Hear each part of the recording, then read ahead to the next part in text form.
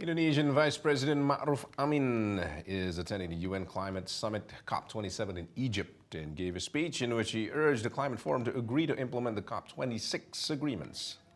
The Vice President also reiterated Indonesia's commitments based on Cop26 agreements, as well as explaining about the country's firm actions, such as creating carbon markets and involving carbon trading mechanism. He said that attendees at Cop27 must prioritize the implementation of their previous and also upcoming agreements with burden-sharing spirit, but not burden-shifting means. Vice President Ma'ruf also promised that during Indonesia's leadership at the Southeast Asian Regional Group ASEAN next year, Indonesia will continue to support climate actions.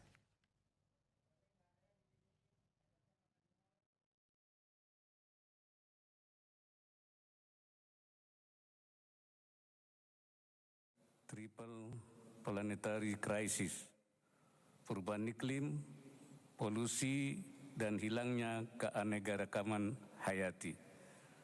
Ketiganya saling terkait. Ke depan, melalui kekuatan ASEAN tahun 2023, Indonesia akan terus memberikan perhatian pada penguatan aksi iklim.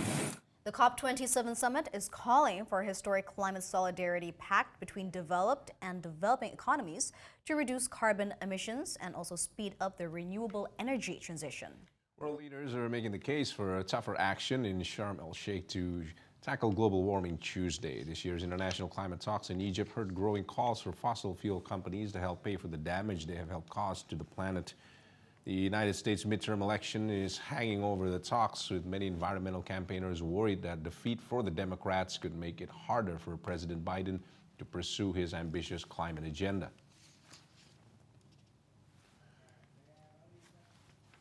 Meanwhile, Polish President Andrzej Duda says a transition to a greener future is being made more difficult by Russia's war in Ukraine and urged the international community to step up efforts to repeal it, adding that Russia's actions had generated additional emissions exceeding the level of those produced by a number of developing countries within the scope of 1 year.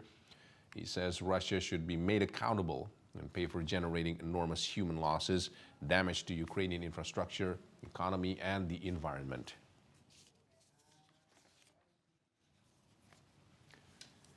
Meanwhile, Prime Minister of Antigua and Barbuda, Gaston Brown, slammed fossil fuel companies making extortionate profits at the expense of human civilization and called for a global carbon tax to help fund poorer nations to fight climate change. Brown, who is speaking on behalf of the Alliance of Small Island States, urged collective action to reduce emissions and to end fossil fuel subsidies, saying only 6 fossil fuel companies generated more than enough money to cover the costs of major climate changes in developing countries, and also adding that while they are profiting, the planet is burning.